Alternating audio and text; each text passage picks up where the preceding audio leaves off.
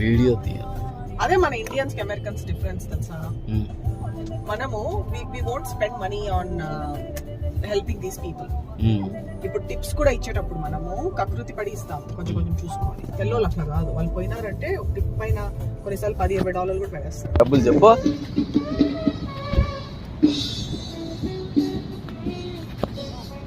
అక్కడ పెడితే ఎవరేస్తారు డబ్బులు?